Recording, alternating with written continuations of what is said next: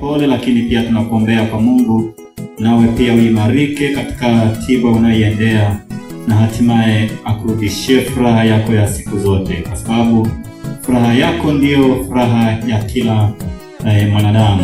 Ni watu tu ambao hawajamjua Mungu ndio maana wanaweza kufurahia kusumbuka kwako, lakini sisi kutokea katika viwanja hivi tunakuombea heri na tunakuombea afya njema, na hivyo basi endelea kufuatiliana pamoja nasi katika masomo haya ambayo tunakuletea, masomo ya afya. Kwa siku 2 mfululizo na leo ikiwa ni siku ya 3, tumekuwa tukiangazia habari ya magonjwa yasiyokuwa ya kuambukiza, na tumejikita zaidi katika gonjwa lile la shinikizo la juu la damu maarufu kama pressure kwa watu wengi wanavyofahamu, na imekuwa ni baraka sana kwa wengi ambao wameendelea kufuatilia. Tumejifunza vya kutosha, na hivyo basi nikukaribishe tena katika siku ya leo. Tutahitimisha katika upande wa pressure na tutaangazia zaidi katika upande wa ujauzito kwamba inakuwaje. Kwa hiyo wewe ambao unatufuatilia, karibu sana ukitokea huko nyumbani na katika viwanja hivi na katika shughuli yako, tega sikio nisikilize, kwa sababu itakusaidia kwa sehemu kubwa sana, na si tu kwa ajili ya mjamzito peke yake, lakini hata yule ambaye sio mjamzito atakuwa ni msaada kwa ajili ya kumsaidia mwingine ambaye anaweza asipate elimu hii. Kwa kusikiliza kwako inaweza ikawa ni msaada kwa namna fulani.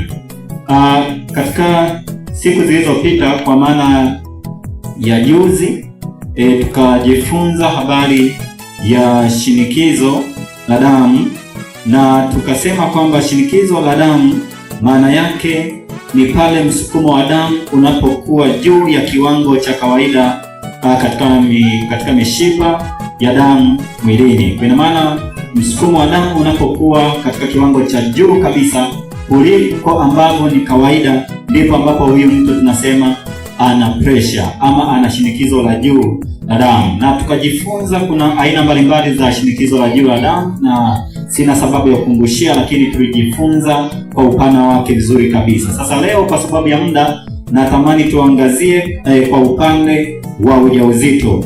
Matatizo ya shinikizo la damu wakati wa ujauzito inakuwaje? Kwa kitaalamu tunasema hypertensive disorder in pregnancy. Ni matatizo ya shinikizo la damu ama shinikizo la juu la damu wakati wa ujauzito.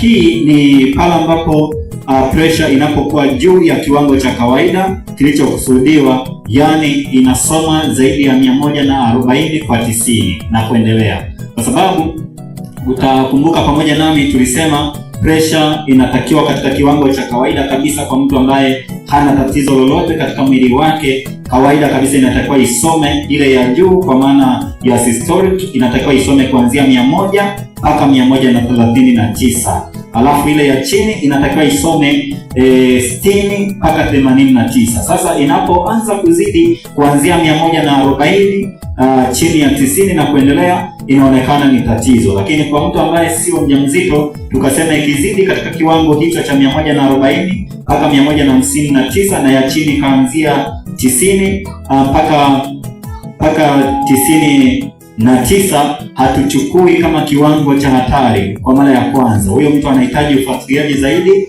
na kukaa pamoja na kuzungumza naye na kumshauri. Lakini kwa mjamzito inakuwa ni tofauti kidogo, kwamba mama yoyote mjamzito, pressure ikiwa inasoma zaidi ya 140 chini ya 90, tunaichukulia kama dalili ya hatari. Huyo mama anahitaji kuhudumiwa, hapaswi kuachwa na kwenda, kwa sababu kunakuwa na sababu ambazo zinapelekea pressure kupanda katika kiwango hicho. Kwa hiyo maana kwa mama mjamzito ni jambo ambalo ni la muhimu zaidi kuzingatia.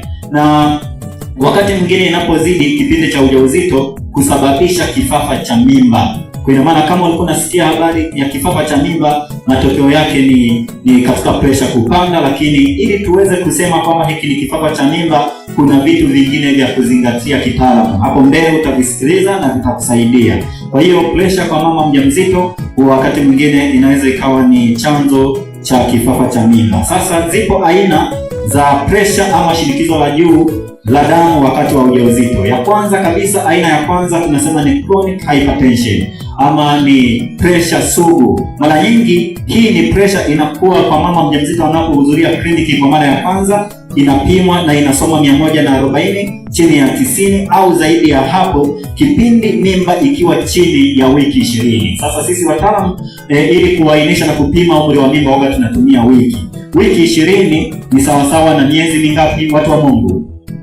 Miezi 5. Wiki 20 kwa sababu mwezi mmoja una wiki 4. Sasa 4 mara 5 ni sawasawa na wiki 20. Kwa maana tunaangalia kwamba huyu mama amehudhuria kliniki, tumepima pressure yake inasoma zaidi ya 140 chini ya 90, lakini tunapoangalia mimba yake ni chini ya miezi 5 au inaweza ikawa ni sawa na miezi 5 na kushuka chini. Huyu hatusemi ya kwamba huyu mama pressure yake inaweza ikasababisha kifo cha mimba. Mara nyingi huyu mama inaweza ikawa ni alibeba ujauzito akiwa kungali tayari ni mgonjwa wa pressure siku nyingi, kwa sababu tulisema pressure inaweza ikatokea katika mfumo tu wa mtindo wa maisha, na hatimaye huyu mama anaweza akaendelea nayo hivyo mpaka anapobeba ujauzito. Kwa hiyo tunapoipima chini ya wiki 20 kwa hudhurio kwa mara ya kwanza kabisa kwa huyu mama, hatusemi kwamba hiyo ni dalili ya kifafa cha mimba. Inamaanisha kuwa huyu mama alikuwa na tatizo la pressure hata kabla kubeba ujauzito, ni pressure ya siku nyingi. Aina ya pili ni PIH, wataalamu wanaifahamu hivyo, PIH au kwa lugha nyingine tunatumia gestational hypertension. Hii ni pressure aina gani? Hii ni pressure ambayo hutokea pale mama anapofikisha wiki 20 au zaidi.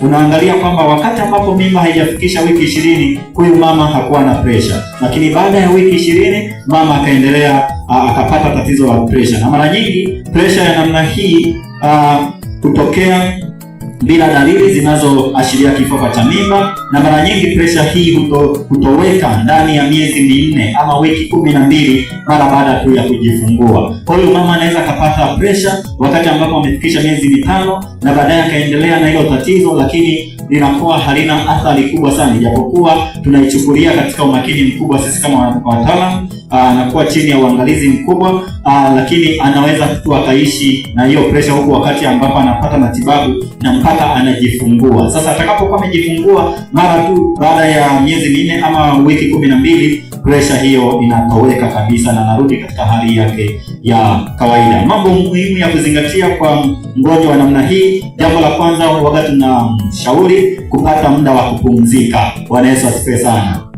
Kwa tunamshauri apate muda wa kupumzika, na mara nyingi pia anapumzika akiwa nyumbani, lakini pia kuepuka kazi ngumu.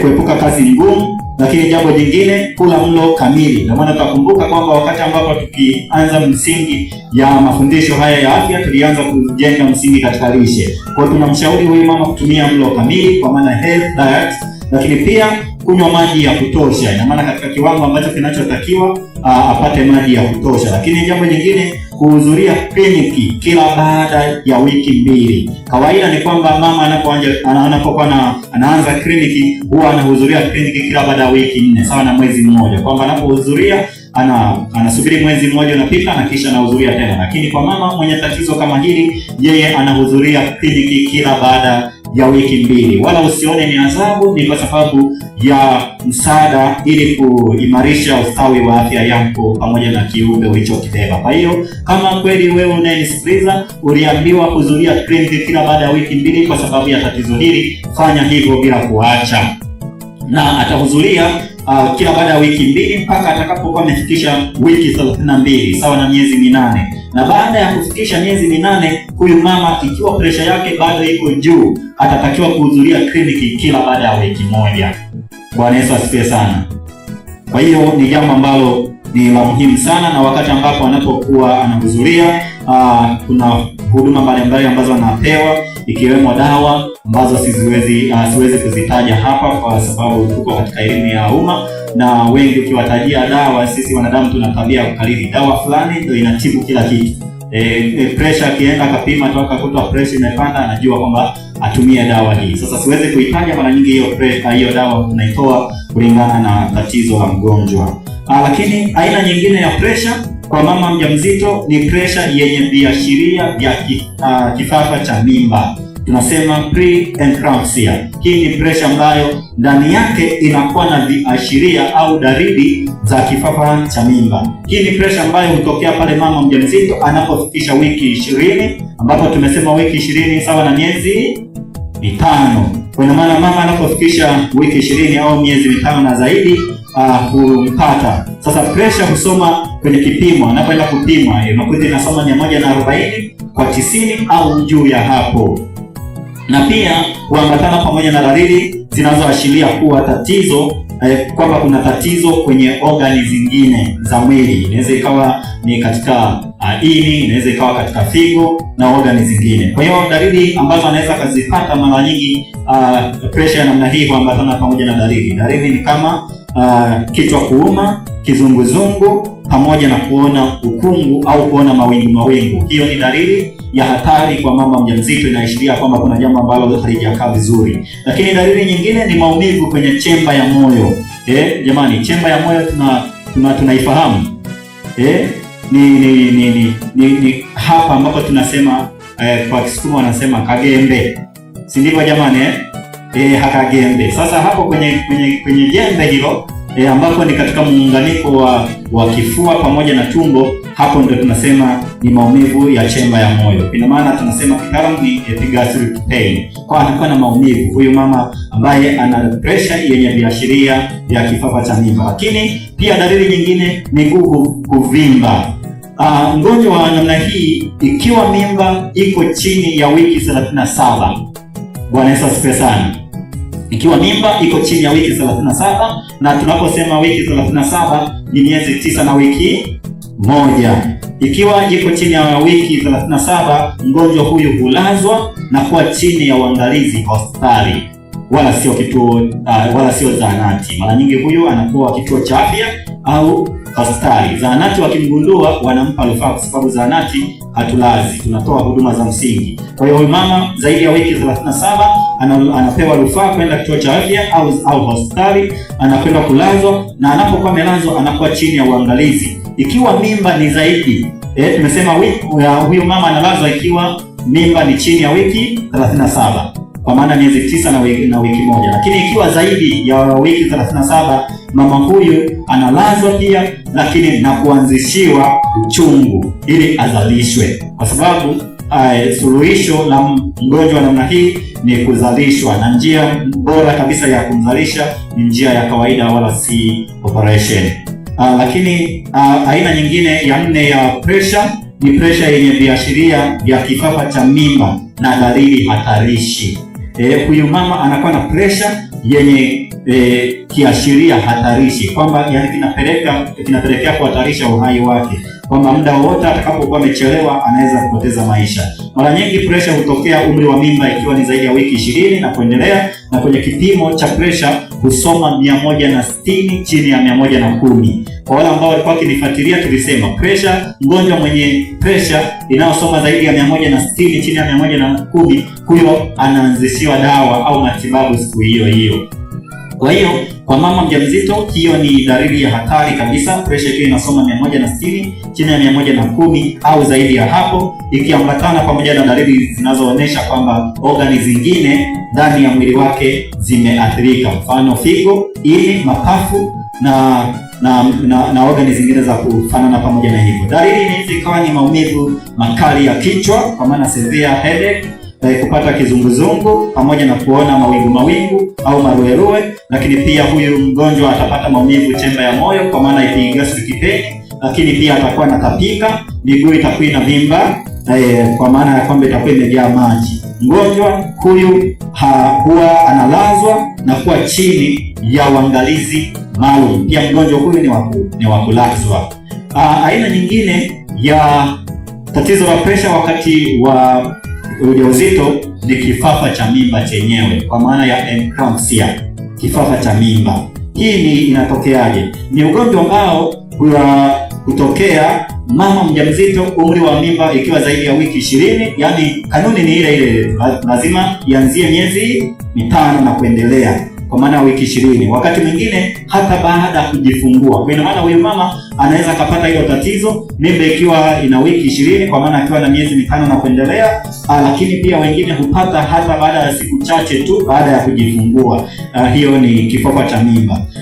Dalili ama kiashiria kikuu ya kifafa cha mimba huwa ni mtukutiko wa mwili. Yaani kutukutika maana yake ni kwamba huyu mama anaanguka, kisha anaanza kurusharusha, anarusha mikono, anarusha miguu. Sasa kwa wale ambao wako karibu wanaweza kuona picha hapa namna ambavyo inavyotokea, jinsi ambavyo mama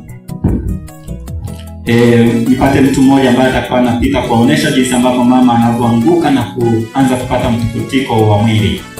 Pate mtu mmoja tu akunisaidia hapo. Mama huyu inaonyesha ni kwamba alikuwa anakula tu chakula, amekaa kwenye stuli yake, ghafla tu akaanguka na kuanza kukakamaa, anaweza kakakamaa au kurusharusha miguu. Hiyo picha inaonekana hapo. Inaonekana hapo huyo mama amepata mtukutiko, ni dalili ya kifafa cha mimba. Kwa maana hiyo ni ili tusema na kifafa cha mimba lazima apate mtukutiko wa mwili, yani kitaalamu tunasema conversion. Wakati mwingine ni ugonjwa ambao hutokea bila pressure kupanda, lakini dalili muhimu ya ugonjwa hiyo ni pressure. Unakuta ile akipima huyo mama kwenye kipimo pressure inaonekana ni 160 chini ya 110 na kuendelea. Lakini pia anakuwa na dalili ya kichwa kuuma, kizunguzungu, wakati mwingine kuona maluelue. Lakini mtukutiko wa mwili kwa maana conversion kama ambavyo tumesema. Lakini dalili zingine ni pamoja na kuzimia au kukosa fahamu. Nashangaa tu mtu anakuwa na tabia ya kuanguka, anatukutika na kisha anazima au anapoteza fahamu. Sasa wengi wanasema amelogwa. Wakati huu unaona kabisa ni mjamzito. Sasa ni muhimu elimu kama hizi zikusaidie ili uweze kuchukua hatua zinazotakiwa. Sababu ya kifafa cha mimba. Sababu ya kifafa cha mimba, sababu ya moja kabisa ambayo inayotajwa ni habari ya kondo la uzazi, kwa maana ya placenta. Kondo la uzazi ndio kisababishi kikubwa. Ni kivipi? Sikiliza. Kwenye fuko la kizazi kuna mishipa ambayo inasafirisha damu kuja kwenye kuta za fuko la kizazi la mwanamke, ambayo kuna mishipa hiyo hujulikana kwa jina la kitaalamu kama uterine spiral arteries. Hii ni mishipa midogo midogo, yani ni mishipa midogo midogo sana, nyembamba sana, inaleta damu kwenye kuta la fuko la kizazi. Hii ni maalum kwa ajili ya kusambaza damu kwenye eneo la kuta la fuko la kizazi, na ndiyo maana kuta za fuko la kizazi inapokuwa imejijenga vya kutosha kujisafisha kupitia mzunguko wa siku za mwanamke. Bwana Yesu asifiwe sana. Jamani, wangapi tuko pamoja mpaka hapo? Kwa maana kitendo cha wewe mwanamke kuingia kwenye siku zako au kuona damu, kwa maana ya kupata period kwa lugha ambayo inajulikana kwa wengi, au sisi kitaalamu tunasema menstruation. Naona kitendo cha wewe kuingia kwenye damu, hiyo ni matokeo ya ile damu inayojijenga kwenye fuko la kizazi. Ndio maana sasa kila mwezi lazima huyo mwanamke, kama hana tatizo au kama hatumii njia za uzazi wa mpango, lazima ile fuko la kizazi lijisafishe, kwa sababu waga linalishwa damu na hii mishipa midogo midogo inajijenga. Kwa nini inajisafisha? Inajisafisha ili kujiandaa kubeba ujauzito. Bwana Yesu asifiwe sana. Kwa hiyo ndiyo tabia. Kwa ina maana hilo jambo halitokei kwa bahati mbaya. Ni jambo ambalo kabisa ni la kiumbaji, ni sayansi ya ajabu sana kutoka kwa Mungu. Kwa hiyo ndio maana mwanamke anapata zile siku zake. Ndio maana pale ambapo unapojisafisha, ina maana mji wako unaandaliwa vizuri kwa ajili ya mimba kuja kujishikiza hapo. Kwa ina maana inajisafisha kupitia siku za mwanamke, na wakati mimba inapoingia kuna seli za mwili aina ya trophoblast. Hizi ni seli ambazo huifanya hii mishipa kuishikanisha, lakini pia na kuitanua kwa ajili ya kuleta damu kwenye kondo la uzazi ili kiumbe kiweze kukua. Kwa ndio maana wale wanasayansi na hata sisi ambao ni wanafunzi tunaosoma tumefundishwa kwamba seli ni kiungo cha uhai, ni science of life. Kwa nini? Kwa sababu ndio ambayo inafanya kazi ya kushikilia hii mishipa midogo midogo ambayo inayoleta damu kwenye fuko la kizazi na inaweza kuzitanua, ili sasa mimba itakapokuwa kiumbe kinapokuwa kinajishikiza kwenye kuta la uzazi kiweze kupata virutubisho vyote vinavyotakiwa kupitia kondo la nini jamani? Kondo la uzazi.